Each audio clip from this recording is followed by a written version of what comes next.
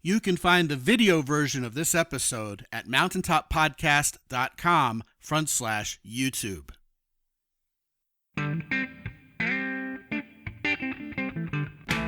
Live from the mist-enshrouded mountaintop fortress that is X and Y Communications headquarters, you're listening to the world-famous Mountaintop Podcast. And now, here's your host, Scott McKay. All right, gentlemen, this is your main man, Scott McKay, and you're tuned in to another episode of the world-famous Mountaintop Podcast. You can find me all over social media at Scott McKay, including on Substack now, but also on X, on True Social, and just about anywhere else that social media is doing its social media thing, including TikTok. And you can also find me on YouTube at Scott McKay, of course, which if you're listening to this show, you should probably go check out YouTube because this show is now on video. And you can check out the video version of this show nowadays as well. And that's at Scott McKay on YouTube, at Real Scott McKay on Instagram.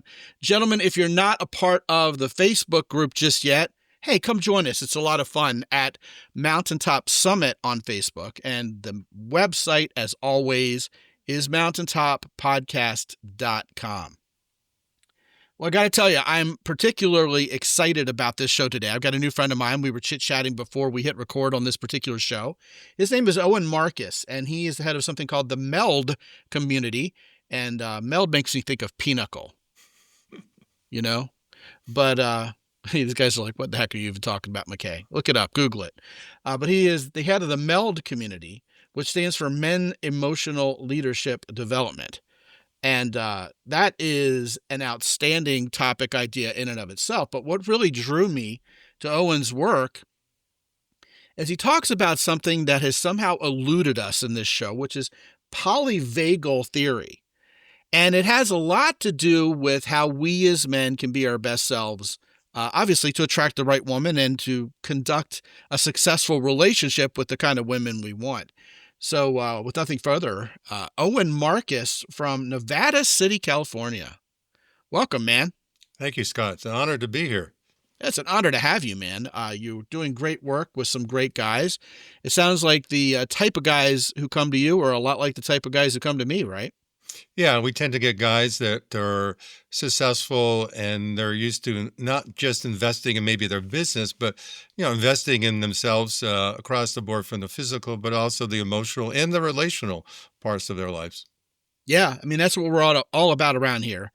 Anti-victimhood, pick yourself up by your bootstraps, make it happen, Captain. Your own life, well, it's yours. It's your own life to do with it what you please. I mean, obviously, some things can happen that are beyond our control, but everything that is within our circle of influence is something we as men should take care of, right? Yeah, and we get into why we don't do that, and everything from how our physiology takes us out to how the culture entrained us not to. Yeah, and that's where polyvagal theory comes into play. Now, the disclaimer here is polyvagal theory is just the tip of the iceberg for you.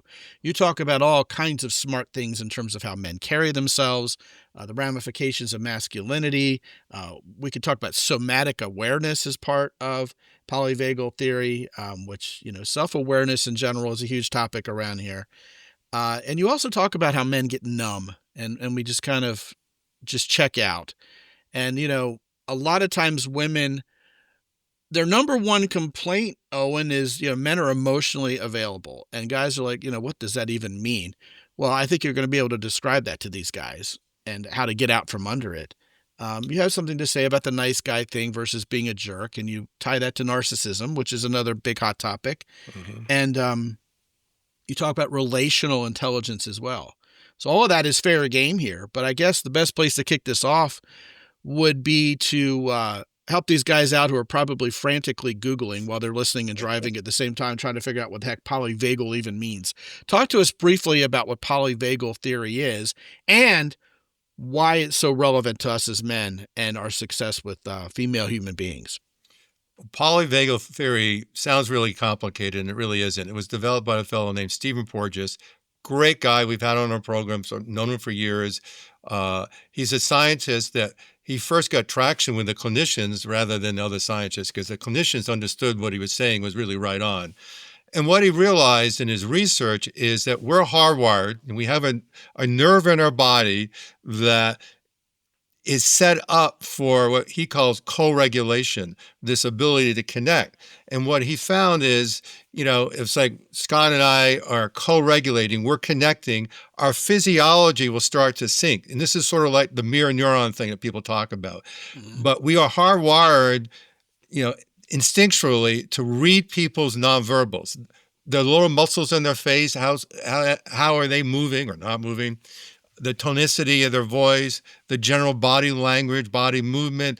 We read all that first for safety. Is Scott safe? And if he's safe, I'm probably going to feel safe, and he's going to see or perceive those cues from me, and then we start co-regulating. And we train men how to do that. We give them a little of the theory, but that's just a little. But given the skills that really train or retrain the nervous system to be able to do that, and then they get to practice with other guys in these safe experiences. And what happens is, because we're hardwired to do it, doesn't usually take long for our nervous system to learn or relearn this, and it starts to generalize into their other relationships, be it going out on the date, be it in the relationship or at work, and people start to feel safer, they start to trust, and they start to have this sense of a deeper connection, and they, rather than feeling put off or unsafe or hesitant, and as you said, the other person feeling that you're checked out because you're just numb, that person starts to feel like, oh, you're really present, and I'm drawn to you, because when you're safe and you're present and you're connected to your own experience, you are attractive. There's so much to talk about there. First of all, polyvagal theory, logistically speaking, is talking about the vagus nerve, correct? Yeah, the vagus nerve is the 10th cranial nerve. It's the longest or biggest nerve of the body. But one of the interesting things that Porges found is that 80% of the nerve impulses go from the gut and below the head to the head of the brain, and only 20% go down. And so what he said was, we have this another sense called interoception, or our ability to feel our internal sensations.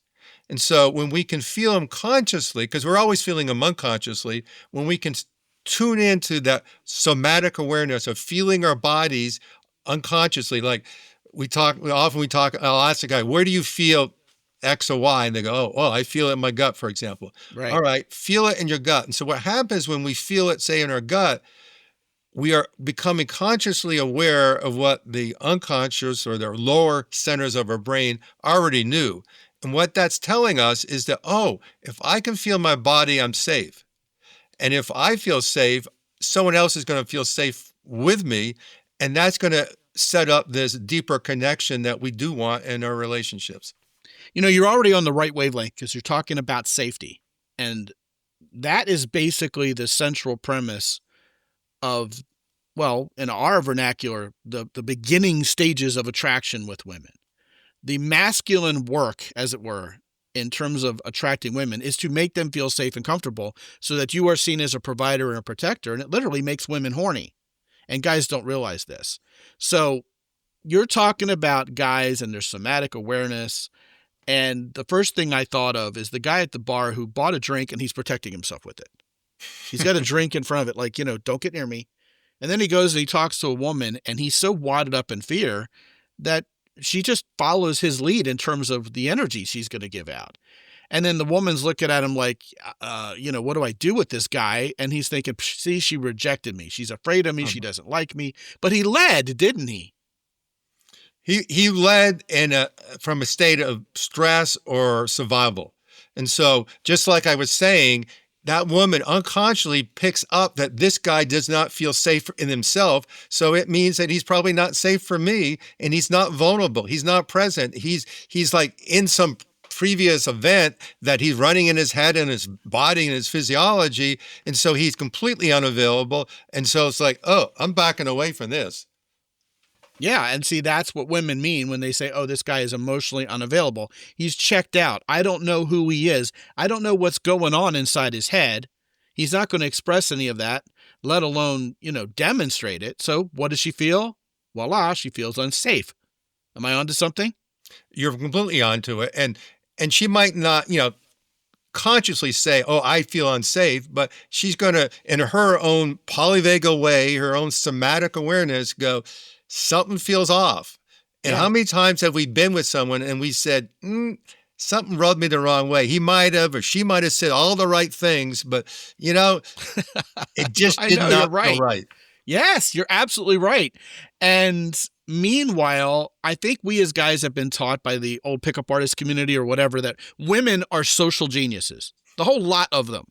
They know exactly the right words to say. They know how to carry themselves. They can reject you with a bolt of lightning and you never even knew what hit you. And all this fear mongering that women are out to get us, and they're better at this than we are, right? In terms of being social, in terms of communicating, in terms of emotions. Men are logical and women are emotional. You talk about interception. I don't know if the guy who thinks interception is a good thing is a football fan, but if he's ever been to a football game and your team throws an interception, you're going to see people get emotional in the audience about that. And you're going to see them get emotional in a completely different way when the same guy comes back and throws a touchdown.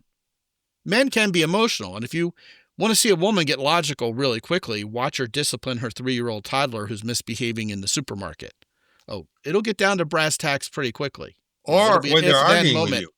When they argue with you. You bet. Oh, my gosh. I mean, I joke with my clients. It's like they're really emotional, and suddenly they're in an argument with you, and they're like the best litigator. It's like, how did you remember all this? Where did you? And you strung it together, and it's like, and I tell the guys, you cannot come up with a kind of argument. You will never win that argument.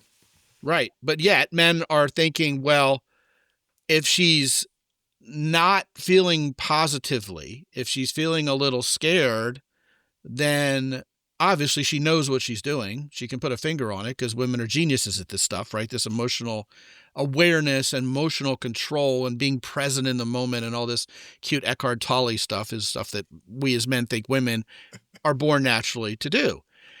I'll have to tell you something, and this is on point. Oh, and I can't underscore enough how life-changing it was for me the first time I tried to date a beautiful woman who I realized had no social skill. It wasn't me. It was her. And I didn't realize it. I was falling into this trap going, I don't even know if she's attracted to me. I don't know if she even likes me. I don't even know if I should try to hold her hand. And I'm a grown-ass man, and we're on our third date, and I realized she's still here. So I just blurted out something I actually learned from a comedian, which is to take any statement, put "huh" at the end, and it turns into a question, and a particularly masculine one, if you put it that way. And I just finally said to her on the third date, because we were getting along, we were very friendly, but I felt this was awful platonic for something called a date, and she was really, really sexy, and I really wanted it to go in a different direction. And I just said, man, guys must have the hardest time understanding where you're coming from, huh? And she looked at me and she said, oh my goodness, am I doing it again? That's what she said to me. Like this cute little doe-eyed Latina. She looked at me literally like this if you're watching. Oh my God, am I doing it again? So it went into shock, disgust, and oh God, I'm so sorry. Right. And we were kind of off to the races after that as soon as I threw it on the table. And so when it happened again, I didn't need 3 dates. The second date is like, hey, look, I know this isn't a mercy date, but I have no idea where I stand with you. This is something you do, isn't it? And she's like, oh no, you're doing fine. I'm doing fine, right? Great, Yeah. It's just my mom taught me at an early age, don't ever give any man any sense of you being attracted to him because that'll make you look like a slut.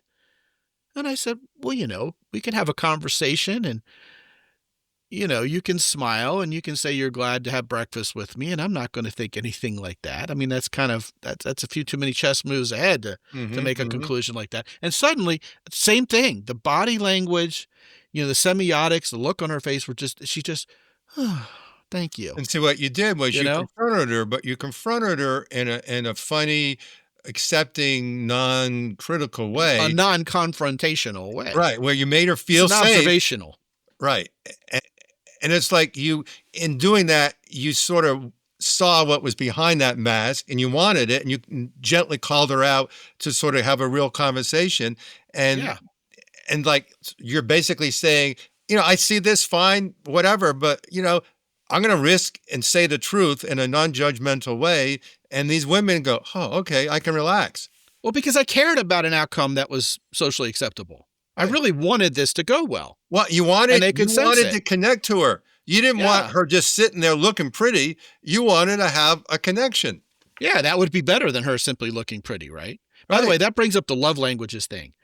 The reason why I don't like the love languages is because mine isn't one of the 5. Mine is connection. You know, I mean, I'm probably halfway to being some sort of demisexual, right? Because women get hotter to me when I connect with them, Mm-hmm. right? Because that's something porn can't do. You know, all these guys were replacing real women. All these guys were replacing real women with porn. They're missing out. First of all, they're missing out on 3 of the 5 senses, but they're also missing out on a human level thing. That's why this whole AI girlfriend thing is so disgusting, because guys are thinking that's going to be the same thing, but it's really just a large language model. We all crave this connection. We just don't know how to get it. Well, and I would add to that, I'm an older guy. I'm 72, so I've worked with older guys, and You look damn good for 72, brother. oh, thank you. And so what I find is, when we were all young, we had all these hormones that just drove us, good and bad. Sex was great because we had these hormones. But what I found in myself and other guys is sex actually gets better when we get older. But here's the distinction, because we're connected.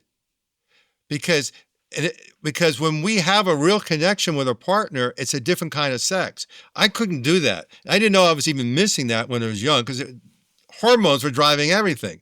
And so when guys can... Plus, we last a little longer. Right. Get real. We get a lot of benefits out of hormones, but we can get other benefits when we work on this connection. And benefits in terms of just having a date that works, to having an ongoing relationship that is deep and fulfilling. Yeah, absolutely, man. You touching upon something that gets right to the heart of why younger women like older guys. They understand relationshipy connection stuff more than, these horny young bulls who just want to get some. And I think that's fantastic. And it's a message that these guys always need to hear more of. Let's go back and talk about the vagus nerve and how it applies to everything we've been talking about so far. You were talking pretty extensively in our chit chat before we hit record on this podcast about relaxation. Mm-hmm. And so I know that, what you're talking about here in terms of polyvagal theory goes along with with relaxation very much. And that relaxation in turn makes women feel safe and comfortable, which is the Holy Grail. Tie all of this together for me. What do we need to know about the vagus nerve and polyvagal theory, and how can we get practical with that? Well, start with that. Everyone's told us, at least me for years, relax, but they never taught us how to relax. So it just makes us more stressed. Like, Mostly cops, relax, buddy. Right? So, yeah. So I created this, what I call the ROC formula, ROC. R stands for relax, but you relax by slowing down, and you slow down by slowing down your physiology. And we can talk more about what that is. And then once you get that, once you slow down your physiology, then you open up, or you become vulnerable. First to your own experience, but open up and vulnerable to the other person's experience. And then from there, from that place of being relaxed and open and vulnerable, you reach out and connect to that person from this open and vulnerable place where, you feel safe, and that person almost innately just starts to connect with you.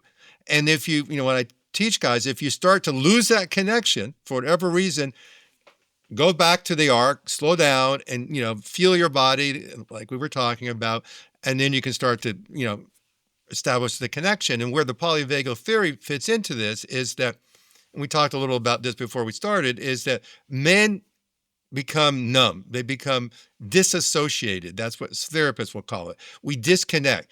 And so we've learned through physiology or the stress or trauma work that, we have fight or flight. But what I learned back in 1980 was there's a third option that I didn't learn when I was an undergraduate, which was we freeze. So when an animal, particularly a mammal or certainly a human, can't run or fight, we default to an older physiology, which is a freeze physiology. And so a deer in the headlights look is not very attractive to women. Yeah, exactly. We disassociate because that animal can't run and we can't fight, so we check out. So we hope that we're going to look like we're dead and the predator is going to leave us alone. Well, the predator will leave you alone if that predator is a Exactly. hot female. Yeah, that you're hoping will eat you alive. On a physiological level, the dorsal vagal, that part of the vagus nerve that's in the back, takes over. And that's the parasympathetic state in excess. The parasympathetic state is the relaxed state, but you're so relaxed that you're disassociated. So, yeah, you will look like you're there and you haven't left the room, but psychologically or energetically or emotionally, you're checked out.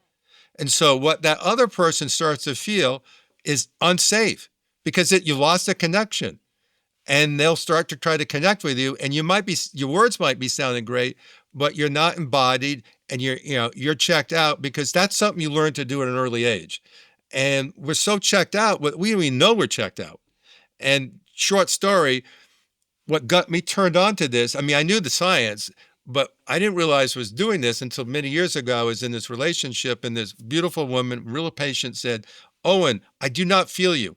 And for several minutes, I wasn't arguing. I was debating with her, giving her all these reasons why she should feel me. And suddenly my dumb brain realized I'm just giving her intellectual analysis. You can't talk her into feeling you. Yes. Yes. Duh. Now, at that moment, I didn't know what to do, which has got me into the men's work. But I realized that I was checked out for no reason, just habitually checked out. And she was patient enough, and she was like trying to shake me to feel. And here's the thing. Once we master the art of being present, being emotionally available, and I mean, not to be overlooked, most of us as men need to change our stinking thinking even about that entire concept. Because we somehow have gotten into our minds that if we go ahead and make ourselves emotionally available, that vulnerable word again, Brene Brown made famous the simple fact that there should probably be two words for vulnerable in the English language, the good kind and the not so good kind. We don't want to be, lambs taken off to the slaughter, without any protection. That's not very masculine. But that idea that we see a risk and we go for it anyway, knowing the outcome might not be there for us, is very masculine. But we are vulnerable in that brave, courageous way in the moment. Case in point, every time we talk about even approaching a woman and talking to her, we're vulnerable in the good. Hell yeah, and courageous. And I call that assertive vulnerability, which was just unique for a man to be open, which is not collapse, which is what we think vulnerability is. And that's sort of what we interpret the feminine model of vulnerability. That's exactly right. See, that's where I was going with this. Most guys have learned to tune that out as anti-masculine. Right. If I'm emotionally available or vulnerable, then I'm being a wuss. When in reality, it's one of the most manly things you can do, because owning who you are and feeling free to express it comes from a place of character. I know who I am. I know what I believe, and I have that personal power because I'm grounded. So then I can show up. I can express who I am without worrying what you think about me. You see, you have all these guys stopping around. I don't care what anybody else thinks of me. It's like, well, you're going to become Ted Kaczynski or some kind of hermit out there, and you're not going to have anybody. And we're living in a human race where we're social and we help each other out here. So, good luck with that, right? But that, like I said, is stinking thinking. The guy who can show up and, as a man of character and strongly, confidently represent who the hell he is and be in his emotions and in his logic, sure, is going to be very impressive to a whole lot of people, because not a lot of people have that down pat in their lives yet. But I think most of us would like that, even if we're not there. If we were trained something different, we weren't raised right, we've gotten knocked down off our pedestal a few times, been kicked around the block a few too many times.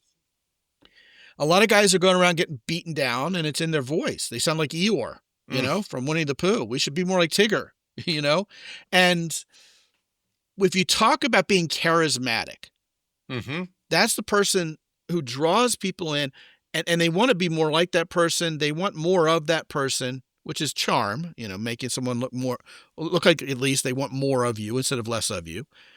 And they just are drawn to you and want to follow you and be more like you.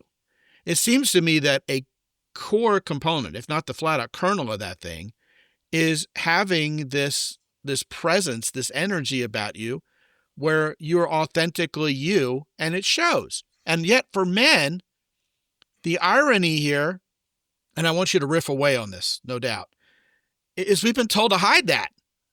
Get rid of that.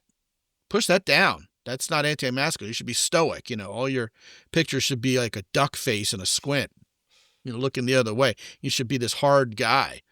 I mean, back when online dating was a thing, and by the way, it's dead, gentlemen, but back when online dating was a thing, I had this guy who looked like he killed somebody. It looked like a mugshot. I'm like, you're expecting women to be attracted to that? Well, I had 3 different other dating coaches tell me that's what I should do. I said, yeah, well, 3 other dating coaches can be wrong. Sure enough, he had something a little bit more warm, with his eyes and inviting. I told him to think of like a celebrity picture that they hand out when they sign, that makes them look warm and approachable instead of like, some cold jerk in an ivory tower who's, arrogant because he's famous.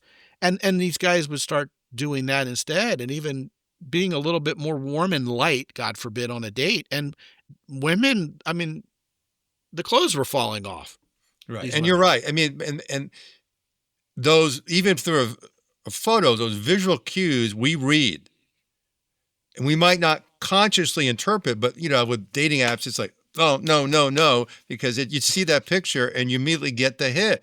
And so it is important. And we're starting with the physiology, the unconscious, and the emotions. And then we use our conscious mind or analytical mind to justify what we're feeling. And so, this is what I call this assertive vulnerability is key, because we both worked with special ops guys and they're vulnerable. And one reason that they're so damn successful is that they trust each other, and they will throw a guy off the team if they don't trust him, because their life and the lives of their buddies depend on that guy. Yep. And so how do they trust him? Through vulnerability. It's not by being macho. And so the macho guys don't make it. It's the ones that are, strong, they're vulnerable, they're willing to risk their vulnerability and themselves for the team or another guy. And that's what we all want. And that is sort of that charisma that we've talked about. And you don't need to be an extrovert to have charisma. To go back to where we started, you first need to be safe, and you need to have your own unique way to develop rapport. Because when I dated years ago, and I was terrible at picking women up at bars, terrible at it. But if I could be in a real conversation with a woman, I excelled. And what I realized was when I could be authentic, women would connect with me. But when there are some men that could, and I've been a bartender years ago, so I know I would hear these pickup lines from these guys. And then what was even worse is these women would buy them. They're probably seeing something under there. Yes. It probably wasn't the pickup line that did the trick. No. Sometimes it can be kind of cute. At least the guy's making an effort. But you're saying some very key things there. I too was the kind who would think, if I could just get on a first date, I'll be fine. But, meeting a woman, cold approaching, risking rejection, or just as significantly, risking bothering her. You're right. Was too scary to me. And I was even one of those guys who couldn't hold eye contact with a woman at the grocery store. I'd look down. And finally one day, and this was after I became a dating coach, I reconciled that. I said to myself, what am I afraid is going to happen? Is she going to shoot daggers at me? Is she going to be laser eyes and, I'm going to be blinded? You're going to run you down with a cart? And I read somewhere that I'm afraid my shame will be reflected in her eyes. And I thought that was powerful. And I said, hell no to that. I said, I have nothing to be ashamed about. So even now, as a married guy, I'll see another woman, a woman pushing a cart at the grocery store. And I'll just give her a warm smile. So give me a warm smile back. Or, wait for it, she'll look at the floor in shame. But now I recognize, hey, you're one of me. It isn't about me. It's like, oh, God, that guy's looking at me. How gross. It's that shame. And so I go back in time and think, oh, my goodness, how many women out there may have theoretically wanted to have eye contact with me. And when I looked at the floor, they thought I was shaming them. Right. I was rejecting them. Guys don't think like that because, once again, we're in our head all the time, so wadded up and so unrelaxed, right? That we just forget to be observant. And with that, there's this sort of operating system that I need to have it all laid out, understand it, and have it all planned, and I can't do improv. So, I say something, she responds, and I just respond. I got to have it all figured out. I have to have it down so well. But no. I mean, you've probably seen this. I've seen it, and I've certainly heard about it from men and women that sometimes what draws a woman in is when you screw up. I can raise my right hand and say that has actually been a factor. I mean, in my marriage, the first couple weeks I was dating Emily, I was on my best behavior. I was Mr. Perfect. And I didn't royally screw up, but I messed up enough that I was really gripping over it. And my dear sweetheart of a future wife said, no, I'm glad. Because now, boy, do I feel the freedom to relax knowing that you're human. Yeah. And I was like, wow, that's really gratifying. Thank you. Yeah, I mean, now frequently my wife and I mess up around each other and don't give it a second thought because we're all human here. But isn't that something? You also mentioned improv, and I don't know if you have any way of knowing this, but I've got an entire audio program called Yes and. Because I think that core principle of improv is the way to connect with women once you've introduced yourself to them. Just build the conversation and you'll be connecting. You're right. And again, it starts with being connected with yourself because we as guys, we get trained to be connected to our head, and that's not going to build a relationship or connection. But when good improv, I mean, you're thinking with your body, you're thinking with your whole being, and you're responding to what's happening in the moment, not worried about what you're going to have to say 3 minutes later.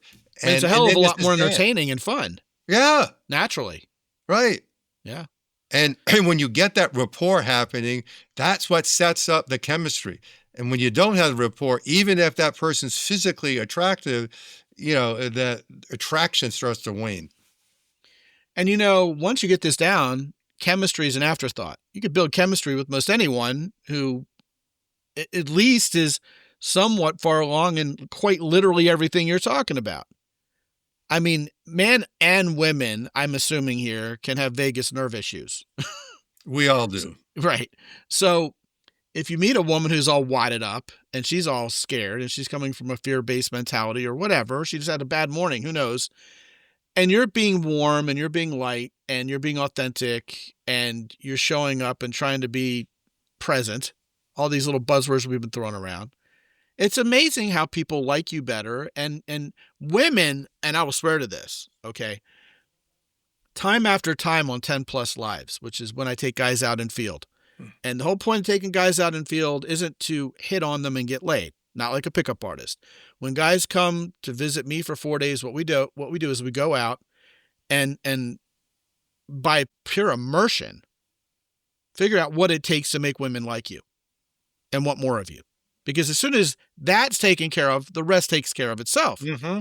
So most men are amazed, is the right word to use, that it doesn't matter what a woman's energy is when we find her. She can have RBF, she can be bubbly and like, oh my God, give me 60 to 90 seconds and I'll have them all on the same energy as me. The question is going to be, what's my energy? So if I'm warm and light and I'm having fun and I'm being friendly and I'm not afraid to demonstrate, hey, I'd like to like you, then that is the leadership that comes back kind of a boomerang effect socially towards me. But see, most guys are like, well, I can't even let her know that I like her because then she'd be in the power position and she can reject me. Well, I mean, if you don't let a woman know you at least think she's interesting enough to talk to, then what's she supposed to think in return? Yeah, Scott, I think you just said something that I think is really powerful, maybe without realizing it. And it's what we call I realized it. Emotional leadership. And so we've been trained as men, and we particularly see it in relationships, that we believe, and women believe this too, that they are the emotional and relationship responsible party, that we just assume that the woman's going to lead the emotional dance. We might Mm-hmm. do the other stuff, but they're going to be doing the emotional stuff, and we can just sort of tag along. But when the guys, not always, but at the needed times, takes their emotional leadership, and that starts often with vulnerability, which is just initiating. And as we said before, that vulnerability could be just the initiation of a conversation or a deeper conversation or more honest or vulnerable conversation. It's my metaphor is you're the guy going into the cave, showing your partner there's no bear there, and that takes courage. And when a woman sees that the guy is stepping up to go into a new area of emotional conversation that they have not been in, that woman really respects that and downregulates and starts to feel even safer and more attracted to that man. Fantastic. I think, you nailed it. My next question was going to be, if you're a guy who knows there could be a little room for improvement here. What my quasi-mentor Harvey McKay once said, the biggest room in the world is the room for improvement. And I love that quote. I was going to ask you, what are some things guys can do to practically set this in motion? But I think you just covered it. Yeah, I think one is just getting more aware of your somatic experience, what's happening in your body, because I was one of them. If you ask most guys, what do you feel, as in what do you feel emotionally, they'll check out, because it's a performance thing. It's, I don't know, I'll get it wrong because that's how we're trained. But if you ask a guy, what do you feel in your body? 99% of the time, the guy's going to answer that. And then we ask him a few somatic questions, and then you ask him the emotional question, and they know. So they've made that connection. So making that yourself, reinforcing the somatic, emotional, and then speaking from that experience is one thing. And then another thing is the practice, like you're saying. And one of the things that we do in our free groups, to our trainings, is we put guys together, which innately makes the space more emotionally safe. And we teach some of these simple skills, and then we have them practice with each other.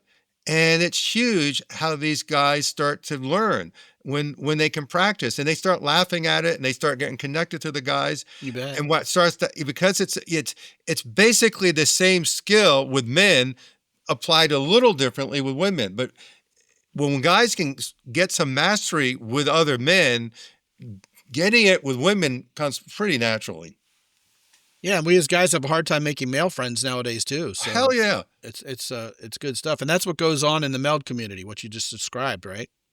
Yeah, and guys, that's some of the reasons why they come. They often come because they just realize that they don't have it worked out with women, either in dating or relationships, and they realize, like I finally did, I was a consistent variable. I realized my relationships, my dating was not working because of me. I love your way with words. Instead of just saying, look in the damn mirror, you're like, I'm the consistent variable. and what I also realized with me, and now with thousands of men, is that I and they are not fucked up. We don't have psychological problems. It's a learning problem. Oh man, these people who want to medicalize everything social. Oh God. All our kids are on Ritalin. We're all just being kids, I agree. I think, everybody's trained to think we need to medicate this because it makes big pharma richer, because we live in that culture.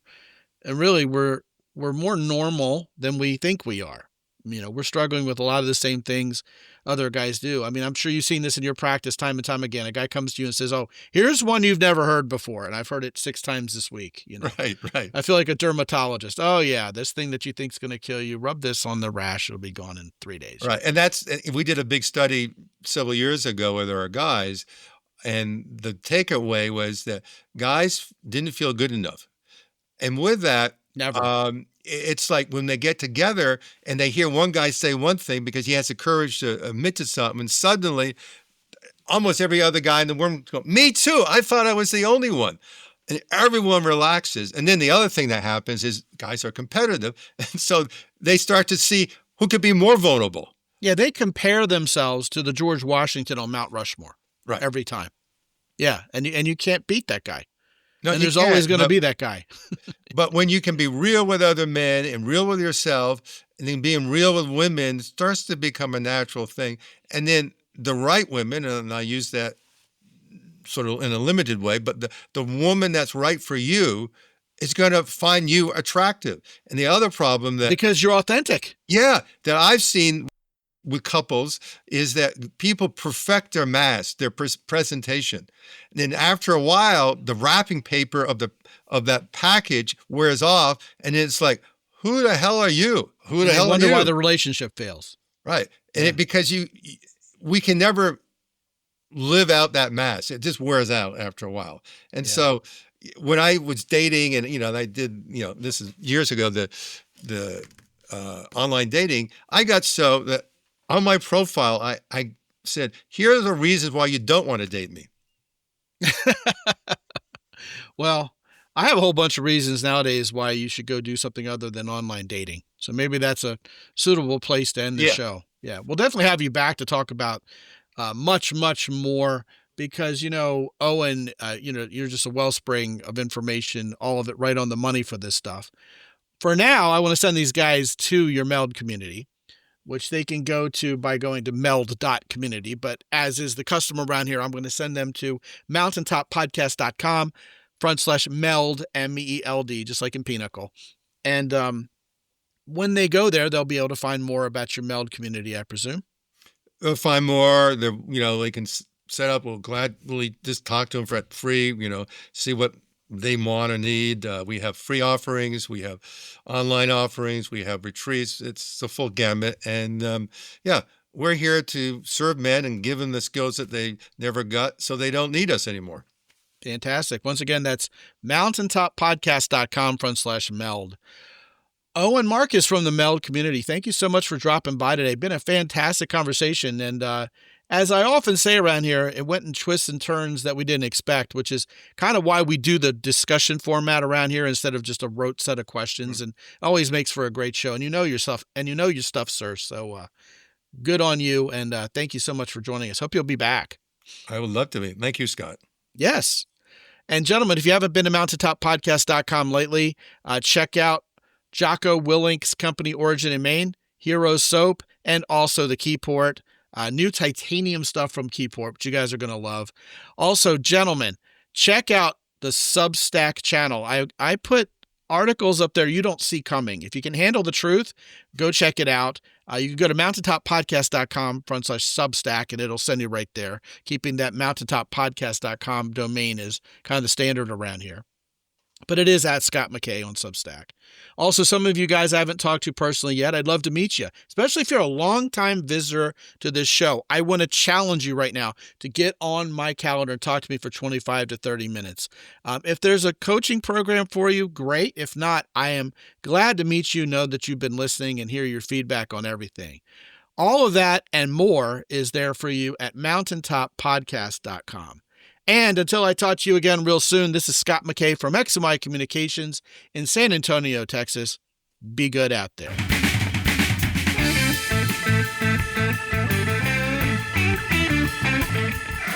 The Mountaintop Podcast is produced by X&Y Communications. All rights reserved worldwide. Be sure to visit www.mountaintoppodcast.com for show notes. And while you're there, sign up for the free X&Y Communications newsletter for men. This is Ed Roy Odom speaking for the Mountaintop Podcast.